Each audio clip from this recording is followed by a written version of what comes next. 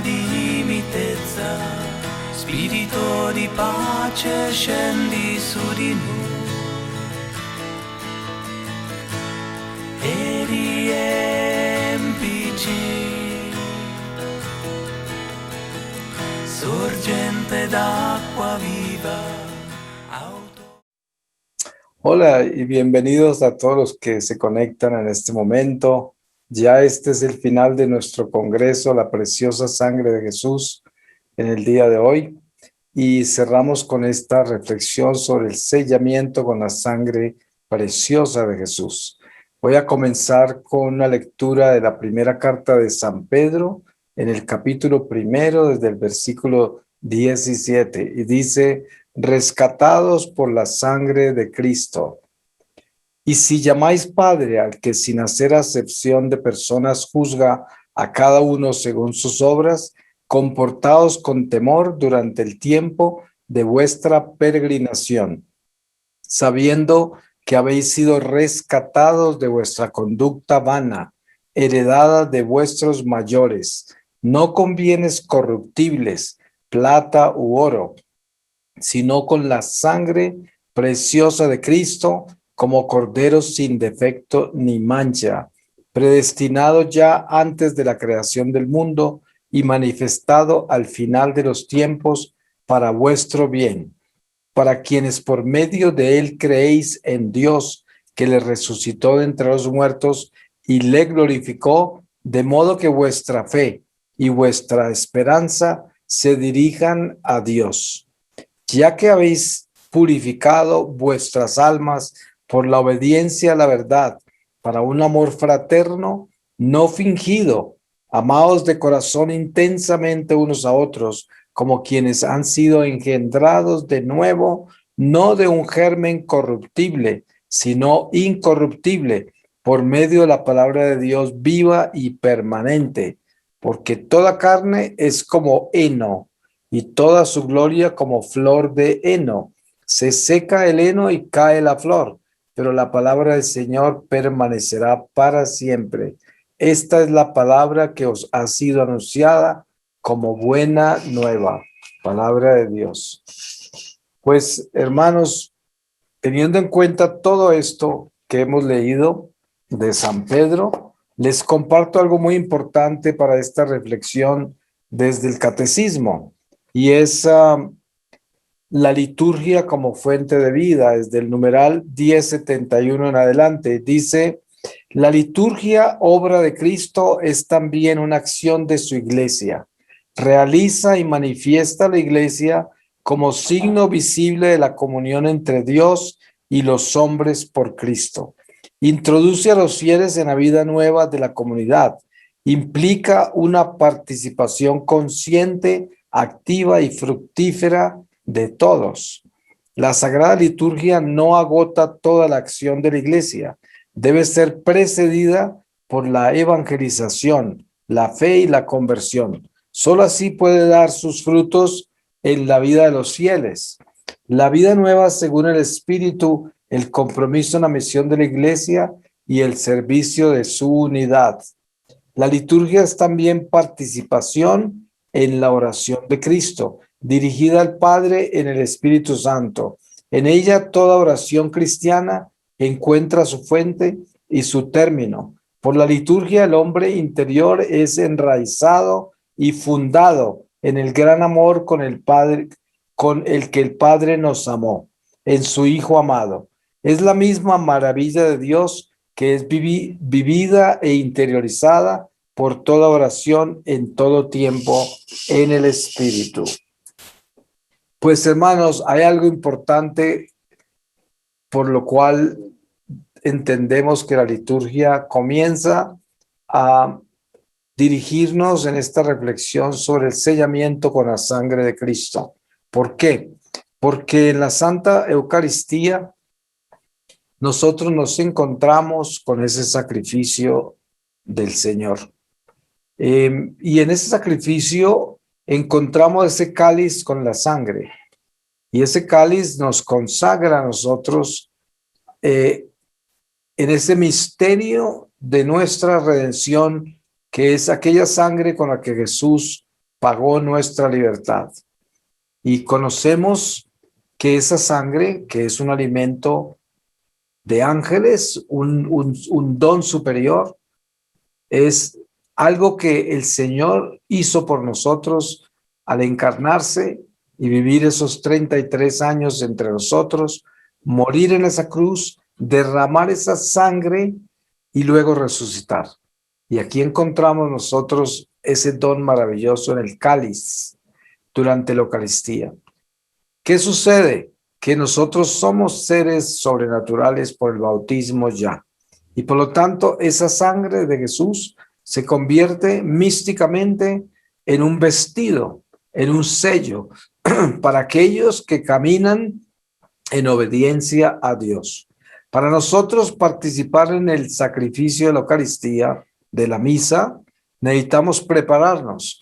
¿Y nos preparamos cómo? Con una buena confesión. Y una buena confesión, como hablábamos en otras reflexiones de hoy, es un buen acto de contrición. Esperamos que sea perfecto, para que sea como tal, como debe ser. Y al estar así en ese estado de amistad con Dios y participar en la liturgia de la Santa Misa, en el momento en que se consagran las especies y ya se transforman ese pan y ese vino en cuerpo y sangre del Señor, entramos en esta realidad mística de la Jerusalén del cielo y estamos colocados ahí espiritualmente, hasta el punto que cuando nosotros salimos de la misa, si somos esos que acabo de describir, que están en gracia y tienen la amistad con Dios, los demonios por donde pasamos huirán porque estaremos llenos de luz y esa sangre nos tiene sellados contra las tinieblas. Y ahí comienza ese sellamiento con la sangre de Cristo en ese sacrificio de la Eucaristía, porque el Señor murió en la cruz y derramó esa sangre que brota de su costado con agua, porque así Él nos da un bautismo de sangre y de agua, ¿sí? Y con eso nos compra del demonio. Sabemos que el Calvario es para el mundo un escándalo, porque para el mundo ese Jesús que va arrastrando esa cruz por el Calvario es un perdedor, está maldito, va a morir en un palo de maldición, tiene que morir afuera de los muros de la ciudad, ahí donde muere todo ladrón y todo el que está maldito. Entonces él es un perdedor que va con esa cruz por el Calvario y llega a la cruz y muere en la cruz, total perdedor para el mundo. Pero lo que sucede es que estamos hablando en términos místicos, términos espirituales. Estamos hablando de un mundo que no es visible para el hombre terrenal, pero que por la fe se hace visible en nuestro corazón y en nuestra conciencia cristiana. Por eso Jesús le dice a Santo Tomás, dichoso el que cree sin ver, porque esto es lo que estamos hablando acá, de algo que no vemos, pero que creemos en esto. Durante ese Calvario, los que iban perdiendo y los que iban arrastrados por esa cruz eran los demonios. Y por eso cuando Jesús muere en la cruz y brota esa agua y esa sangre de su costado, los demonios aúllan en los infiernos porque la muerte quedó derrotada. Por eso la palabra dice, muerte, ¿dónde está tu aguijón? Y esto hay que tenerlo claro porque esa sangre precisamente es la que nos sella. Pero para que estemos sellados con esa sangre, tenemos que ser fieles. Ustedes saben, la sangre no es un amuleto. La sangre no es, ay, Señor, gracias por haber derramado esa sangre de tu costado en la cruz. Gracias, porque me proteges, porque estoy sellado con ella. No, esto no es una limpia. Esto no es un desahomerio de esos de rezanderos. Esto es una comunión.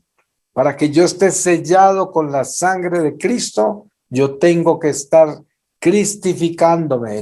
Debo ser cristocéntrico, entrar en Cristo con mi fidelidad y mi amistad con Él.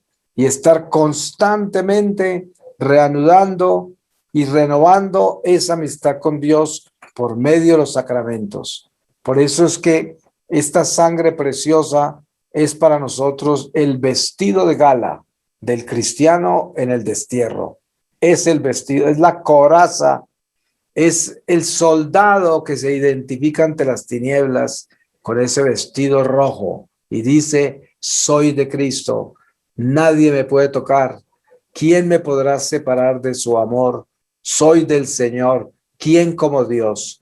Y voy caminando con esa certeza, sellado con esa sangre, porque soy un amigo del Señor, porque soy un hermano del Señor, porque soy un soldado de su ejército, porque estoy sellado con su sacrificio, con esa muerte en la cruz, con esa vida que vivió de sufrimientos por nosotros, y nos selló y nos liberó y nos compró de las tinieblas, nos desató. No sé cuántas personas pensarán en lo que quiere decir nos compró, porque para entender qué quiere decir eso, habría que espiritualizar un poco nuestra conversación y también nuestro entendimiento de nuestra fe cristiana. Compró ¿cómo? Ustedes saben que en las tentaciones a Jesús en el desierto, el demonio en el espíritu se lleva a Jesús a una montaña y de ahí le muestra todos los reinos de la tierra y le dice: si te postras y me adoras, te lo doy. O sea, hablaba de que todos los reinos de la tierra le fueron entregados a él. Y le decía: si te postras y me adoras, te lo doy. Aquí nos damos cuenta de algo importante. El demonio es el príncipe de este mundo, como el mismo Jesús lo revela, y él administra todos los reinos y tesoros del mundo. Entonces Jesús viene y nos compra de ese poder, nos libera. Ustedes saben que en la antigüedad habían esclavos. Hoy hay otro tipo de esclavos, y hay esclavos de muchas cosas, de muchos vicios, esclavos del internet, esclavos de la pornografía, esclavos de las conspiraciones, esclavos de toda clase de males y vicios. Pero en la antigüedad habían esclavitudes legales, la venta de negros, los mismos irlandeses fueron esclavos de los ingleses, y así hay muchas historias. En la China antigua habían esclavos, y en todo Asia y en África, y bueno, en todos los continentes han habido esclavitud en el pasado. Y vemos en las cartas, en la carta de San Pedro, hablando a Onésimo, está hablando sobre ese esclavo que se vuela de su amo y se une con San Pablo y vive una conversión, y luego San Pablo lo manda de nuevo a su amo, pero ya no como esclavo, sino como hermano. Y en esa carta nos estamos dando cuenta de lo que es la sangre de Cristo y cómo compra nuestra libertad. En ese caso, no solamente le compró la libertad del alma, pero también le compró la libertad del cuerpo, porque era un esclavo físico también. Y esto hay que entenderlo con claridad. El Señor, al morir y derramar su sangre como la derramó, entregó todo por nosotros y derrumbó la muerte. Por lo tanto, nos compró con esa sangre para la vida eterna. Pero hay algo que mucha gente se olvida, y el cristianismo moderno, sobre todo el de las sectas cristianas como se conocen, ese tipo de cristianismo es un cristianismo que se olvida de lo más importante. Sí, Cristo me salvó, aleluya, pero Él que me creó sin mí no me puede salvar sin mí. Yo tengo que correr la carrera de mi salvación. Por eso San Pablo dice: si quieres participar en los Olímpicos, tienes que llegar al estadio preparado como un buen atleta, observando perfecta continencia. No como quien busca una corona perecedera, pero como quien busca una corona eterna. Aquí hay una comparación de los Olímpicos del mundo y los Olímpicos de Dios. Los Olímpicos de Dios llevan a un atleta a buscar una corona eterna que no es perecedera, y es la carrera por este destierro, compitiendo contra el demonio que no quiere que lleguemos, que no quiere que alcancemos esa corona. Y Él compite contra nosotros. Estamos en una carrera en la que Él nos quiere ganar y nos quiere tumbar para que no lleguemos. Y esta es nuestra lucha. Por eso es importante tener claro eso. Pero para poder lograr el triunfo en esta carrera, tenemos que estar sellados con la sangre de Jesús. Sellados. Ustedes se dan cuenta, hay mucha gente que ora muy bonito en nuestra iglesia y usan la sangre para sellar y sellan y sellan y sellan. Ahora, todo eso es muy importante y muy bonito, son palabras con poder, pero lo que sucede es que hay gente que se engaña y piensan que las oraciones son magia y entonces no se dan cuenta que este sellamiento con la sangre de Cristo tiene que estar conectado a unas raíces que están dentro del corazón y que están completamente arraigadas en nuestra fe hasta el fondo de nuestra alma, que es algo que brota de una fe verdadera, que brota de un abandonamiento en Dios sincero y completo, y de ahí brota ese sellamiento seguro que es un hijo de Dios que se acoge al misterio de nuestra redención en Jesucristo con su propia sangre y queda completamente sellado con ella y ya puede orar. La sangre de Cristo me ha sellado y tú no tienes poder contra mí, Satanás. Y todas tus tinieblas y todos tus demonios no tienen poder contra mí. Fuera de mi vida.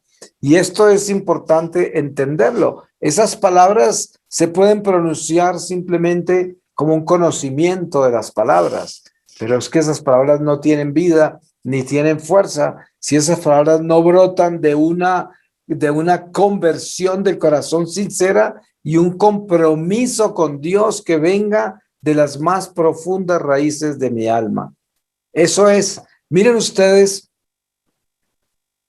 los milagros y portentos que se manifiestan a través de los apóstoles en la iglesia de todos los tiempos. Cuando una persona santa, una persona que es obediente a Dios, impone manos sobre un enfermo, lo más seguro es que se sana, a no ser de que Dios tenga una razón para no hacerlo, porque hay veces que las enfermedades son un vehículo para nuestra salvación o la salvación de los que nos rodean, y el Señor no permite la sanación, pero otras veces sí.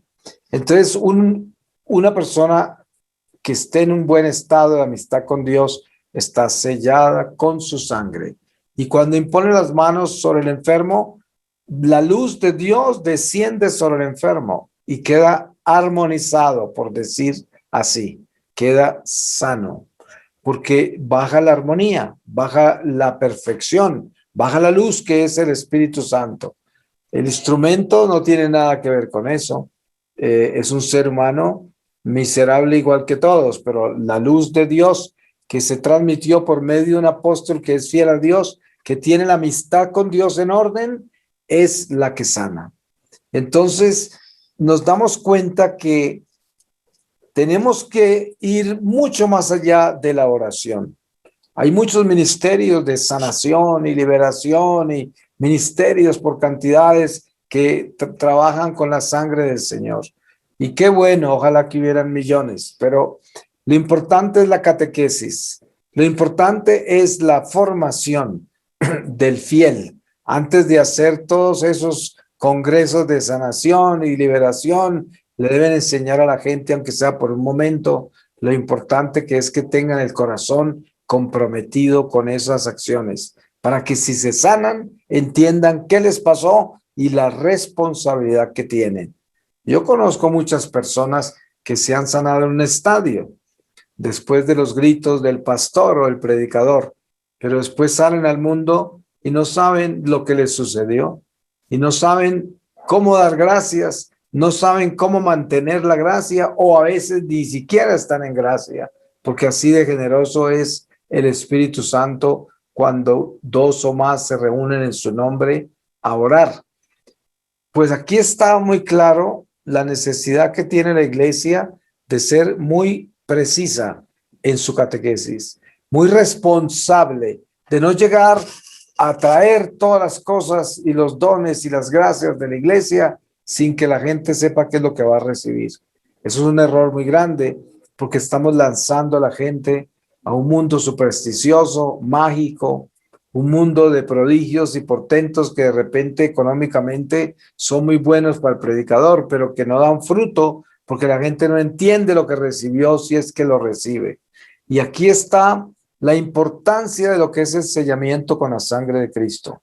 El sellamiento con la sangre de Cristo es nuestra amistad con el Señor. El Señor ya nos dio el bautismo y estamos transformados en criaturas sobrenaturales. Pero para nosotros vivir con esa coraza, ese vestido de sangre del Señor y estar protegidos de todas las tinieblas, de todo el mal, hay que entender con claridad lo importante que es tener la amistad con Dios clara y sincera, una amistad real, que yo sea un amigo de Dios, para que esa sangre sea mi vestido, mi coraza. Qué lindo que es tener eso. Yo dentro de mi ministerio de 22 años en la iglesia he aprendido cosas como esta. Han habido momentos difíciles en la misión. Las misiones siempre tienen pruebas, ¿no? Grandes. Y en cada prueba yo siempre me examino mucho porque generalmente la mayoría de las pruebas tienen un nivel de gravedad de acuerdo a mi nivel de fidelidad. Sí, porque el diablo siempre se meterá a probar al apóstol, pero los niveles de intensidad, de profundidad, de severidad en que la prueba se presenta, siempre dependen del nivel de fidelidad o infidelidad del apóstol. Y por eso, siempre que hay una prueba, yo me reviso y digo, ay, ¿cuántos desagües tendré yo de la gracia de Dios? ¿Cuántos poros abiertos? ¿Cuántas ventanas abiertas al pecado, al mal? Y me reviso. Y cuando descubro esas aperturas, ay, cómo me duele. Y siento ese frío en el estómago y digo, Dios mío, esta prueba, quién sabe cómo irá a ser de difícil, porque mira esta puerta que estaba abierta y el diablo no perdona puerta abierta. No importa quién sea usted. Por eso, esto nos empuja a ser más conscientes de la necesidad que hay cuando uno es llamado a un apostolado como el mío, como el de muchos de ustedes, así sea el sacerdocio, la vida religiosa, la vida laical comprometida, la vida matrimonial, que es un llamado a ser un matrimonio santo, un llamado demasiado importante, y en sí, cualquiera que sea el estado de cada uno de nosotros bautizados en nuestra iglesia. Hay que tener esa vigilancia de que ese sello de la sangre del Señor se mantenga en nosotros, porque nosotros estamos conscientes de nuestra vigilancia acerca de no abrirle puertas al demonio.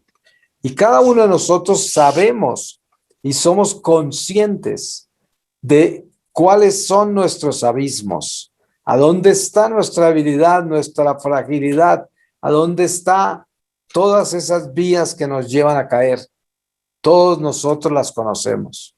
Por eso es que usted tiene que pararse en la puerta de cada uno de sus pecados y de sus debilidades, que son las que continúa confesando, que son las que no ha superado. Tiene que pararse en esa puerta y decir, no, no, no, por aquí no, esto no lo quiero más en mi vida. No, no, Señor, ten misericordia de mí. No permitas que yo entre por esta puerta otra vez. No lo permitas. Y estar siempre conscientes de hacer eso, porque si no estamos haciendo eso con frecuencia, tenemos esos huecos abiertos por donde se filtra el mal. Y entonces ese sello de la sangre de Cristo no cubre nuestro ser. Y eso qué peligroso que es, porque hay que tener en cuenta esto que es muy importante. Y no para tener miedo, sino para tener conciencia.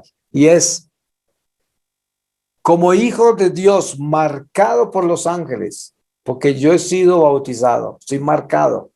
Ustedes, la gente habla de la marca, la bestia, y hay tanta conspiración y tanta cosa, tanto mito, cuando en realidad el que está marcado por los ángeles de Dios y el Espíritu Santo con el bautismo, la bestia, ¿cómo lo va a marcar? Si nosotros tenemos la marca superior sobre nosotros, ¿quién lo va a marcar? ¿Quién le va a poner un chip para que lo maneje su vida?